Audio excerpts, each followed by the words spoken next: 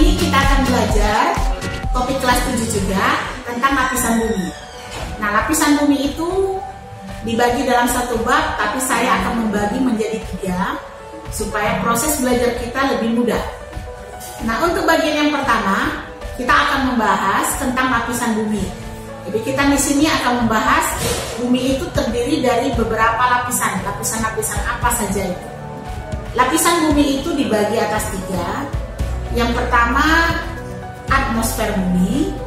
Yang kedua nanti kita akan membahas tentang litosfer, yaitu lapisan batuan atau lapisan bumi itu sendiri, bagian yang padat. Dan yang ketiga nanti, hidrosfer atau lapisan air, atau mengenai air ya. Mari kita lihat bagian yang pertama, yaitu atmosfer. Atmosfer adalah lapisan udara yang menyelimuti bumi. Jadi ada gas nitrogen, oksigen, argon, dan sejumlah gas kecil yang lain. Fungsi atmosfer itu sendiri, yang pertama melindungi bumi dari aktivitas meteor dan benda lainnya. Yang kedua, fungsi atmosfer adalah menyerap radiasi sinar ultraviolet yang berasal dari matahari. Nah, lapisan atmosfer itu sendiri kita bagi atas 5, dimulai dari lapisan yang paling dekat dengan bumi, yaitu lapisan troposfer. Di atas dari lapisan troposfer adalah lapisan stratosfer. Setelah itu diikuti dengan mesosfer, termosfer, dan exosfer ya.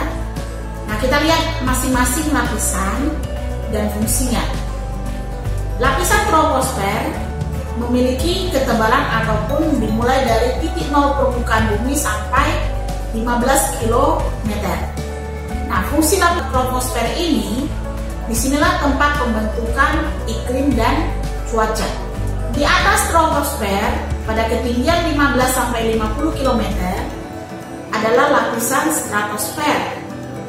Stratosfer berfungsi sebagai tempat terbangnya pesawat. Jadi kalau pesawat yang terbang itu berarti melintasi lapisan stratosfer ya. Kemudian tempat pembuatan atau reproduksi ozon yang melindungi dari sinar ultraviolet. Nah, yang ketiga, lapisan ketiga pada ketinggian 50 sampai 85 km ada lapisan mesosfer. Lapisan mesosfer ini adalah berfungsi sebagai tempat penghancuran meteor, ataupun disinilah meteor itu bergesekan dengan atmosfer bumi, hancur sehingga tidak sampai ke permukaan bumi. Lapisan yang keempat yang berada pada ketinggian 85 sampai 500 km adalah lapisan termosfer. Fungsi termosfer ini adalah untuk memancarkan gelombang radio. Kemudian di sini juga tempat mengorbitnya satelit-satelit. Kemudian pembentukan aurora. Jadi kalau aurora itu mungkin kita tidak bisa melihatnya di Indonesia. Aurora ini biasanya terjadi di kutub ya. Dan kemudian lapisan yang terluar adalah lapisan exosfer ya. Jaraknya di atas 500 km. Exosfer ini sebagai pelindung pertama, melindungi bumi dari benda-benda langit ataupun meteor yang jatuh ke bumi ya. Kita lanjutkan dengan litosfer atau lapisan padat dari permukaan bumi ya. Jadi litosfer itu sendiri berasal dari kata litos dan sfera. Litos artinya batuan dan sfera adalah lapisan. Nah, ketebalan litosfer ini kurang lebih 1200 km. Nah, litosfer ini sebagian menganggap itu adalah kerak bumi, sebagian lagi orang menganggap litosfer itu adalah seluruhnya dari permukaan bumi ya, yang padat. Nah, jadi kalau kita menganggap litosfer itu adalah seluruh dari benda padatnya bumi, maka litosfer itu sendiri kita bagi atas 3. Yang pertama disebut dengan kerak bumi, yang kedua mantel bumi, dan yang ketiga inti bumi. Nanti selimut bumi akan dibagi 2, ada selimut atas dan selimut bawah. Begitu juga inti bumi nanti dibagi 2, ada inti luar dan inti dalam. Litosfer itu kita bagi atas 3. Yang pertama litosfer atau kerak bumi, yang kedua selubung bumi atau astenosfer, dan yang ketiga inti bumi atau atau barisfer. Ketebalan dari kerak bumi itu kurang lebih 70 km. Ya, suhunya bisa mencapai 1100 derajat. Dan fungsi dari litosfer itu sendiri adalah tempat tinggalnya makhluk hidup. Ya, termasuk kita inilah yang tinggal di situ. Nah, kemudian di dalam lapisan litosfer atau kerak bumi terdapat beberapa unsur atau unsur-unsur, ada kalium, natrium, kalsium, besi, aluminium, silikon, dan oksigen. Nah, lapisan yang kedua yaitu selubung bumi atau mantel bumi. Itu ketebalannya kurang lebih 2900 km. Terdiri dari bahan yang bersifat padat maupun cair, ya. Kemudian yang terakhir, inti bumi. Ketebalannya kurang lebih 3500 km. Suhunya bisa mencapai 2000 sampai 4500 derajat Celcius. Nah, di sini terdapat unsur-unsur besi, nikel, sulfur, dan oksigen. Mari kita bahas yang pertama mengenai kerak bumi. Kerak bumi itu dibagi atas dua. Yang pertama ada yang namanya kerak samudra.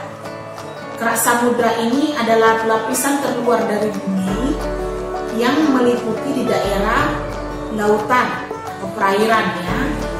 Nah, ketebalannya sekitar 5-10 km dan penyusun utamanya adalah batuan basalt. Yang kedua, kerak benua. Kerak benua ini adalah lapisan terluar bumi, tapi wilayahnya meliputi permukaan bumi. Ketebalannya sekitar 20-70 km. Nah, penyusun utamanya adalah batuan granit. Nah, yang kedua dari tadi lapisan litosfer adalah selubung atau mantel bumi. Mantel bumi itu sendiri kita bagi dua juga. Yang pertama, mantel bumi bagian atas. Bagian atas ini memiliki dua lapisan yang bersifat plastik dan lapisan yang lain disebut dengan semi plastik. Nah, keduanya berada pada lapisan atau kedalaman 400 km. Dan yang kedua, mantel bumi bagian bawah mengandung mineral besi dan mineral-mineral lainnya. Mantel bumi bagian bawah bersifat padat karena ada tekanan dari lapisan di atasnya. Terletak pada kedalaman 2900 km. Nah, ini bisa dilihat. Nah, yang ketiga adalah inti bumi. Inti bumi kita bagi atas dua juga. Ada inti bumi bagian luar atau disebut dengan outer core, inti bumi bagian dalam atau disebut dengan inner core. Kita lihat batuan penyusun kerak bumi. Kalau berdasarkan proses terbentuknya, maka kita bagi atas tiga. Yang pertama batuan beku, yang kedua batuan sedimen, dan yang ketiga adalah batuan metamorf. Batuan beku adalah batuan yang terbentuk karena adanya pembekuan magma dan lava. Batuan beku itu sendiri ada beberapa jenis. Yang pertama batu apung, kemudian ada batu obsidian, batu granit, batu basalt, batu diorit, batu andesit, dan batu gabbro. Yang kedua, batuan sedimen. Batuan sedimen adalah batuan yang terbentuk karena pengendapan hasil pelapukan dan pengikisan batuan yang hanyut terbawa oleh air atau boleh juga terbawa oleh tiupan angin. Endapan ini menjadi keras akibat tekanan dan terdapat zat-zat yang melekat pada bagian-bagian endapan tersebut. Batuan sedimen juga terbagi atas beberapa jenis. Yang pertama ada batu konglomerat, kemudian ada batu pasir, batu serpi, batu gamping, kemudian ada batu breksit, kemudian ada stalaktit dan stalagmit, ada yang terakhir batu lempung. Nah, bagian batuan yang ketiga adalah batuan metamorf. Batuan metamorf atau nama lainnya adalah batuan malihan. Adalah batuan yang berasal dari batuan sedimen ataupun batuan beku yang mengalami suatu perubahan karena panas dan tekanan. Nah, batu metamorf itu sendiri memiliki beberapa bagian atau beberapa jenis. Yang pertama batu kualam atau batu marmer. Yang kedua ada batu sabak. Yang ketiga ada batu gneis atau ganes. Kemudian ada batu sekis, ada batu kuarsit, dan ada batu nilonit. Nah, kita masuk ke dalam hidrosfer. Hidrosfer berasal dari kata hidro yang artinya air dan sphere yang artinya lapisan. Nah, kita tahu bumi kita 2/3 dari permukaan bumi adalah terdiri dari lautan atau permukaan air. Nah, kita lihat siklus hidrosfer. Siklus hidrosfer itu ada 3. Ada yang siklus panjang, siklus menengah atau sedang, dan ada yang namanya siklus pendek.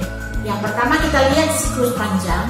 Uap air yang berasal dari lautan ditiup oleh angin ke daratan sehingga mengalami kondensasi, mencapai titik beku pada tempat ketinggian tertentu, kemudian mengkristal, membentuk awan, kemudian turunlah hujan di pegunungan. Kemudian air itu akan mengalir, bisa dalam bentuk gletser ataupun kembali ke lautan. Pada siklus pendek, air laut yang terkena paparan sinar matahari menguap menjadi gas, mengalami kondensasi, membentuk awan dan langsung turun pada permukaan bumi. Sedangkan siklus sedang, uap air yang berasal dari tekanan air lautan ditiup lagi oleh angin sampai di daratan sehingga membentuk awan dan turun sebagai hujan, mengalir melalui sungai-sungai dan kembali ke lautan. Jenis-jenis hidrosfer itu sendiri atau perairan itu kita bagi 3. Yang pertama ada perairan sungai, ada sungai permukaan, dan yang kedua ada sungai bawah tanah. Yang kedua, perairan laut itu meliputi teluk, samudra, dan selat. Dan yang ketiga, perairan darat. Perairan darat ini meliputi danau, telaga, dan rawa. Nah, kita simpulkan supaya pelajaran kita kali ini lebih mudah. Kesimpulan yang bisa kita ambil, jadi kalau bumi itu kita nanti bagi atas 3 lapisan, ada lapisan atmosfer, litosfer, dan hidrosfer. Atmosfer dibagi atas 5 lapisan. Yang pertama troposfer, stratosfer, mesosfer, termosfer, dan eksosfer. Sementara litosfer atau lapisan batuannya kita bagi atas 3. Ada yang namanya kerak bumi, mantel bumi, dan inti bumi. Dan yang terakhir adalah lapisan hidrosfer. Jadi di lapisan hidrosfer ini terjadilah yang namanya siklus air. Demikianlah kesimpulan pelajaran kita pada hari ini tentang lapisan bumi.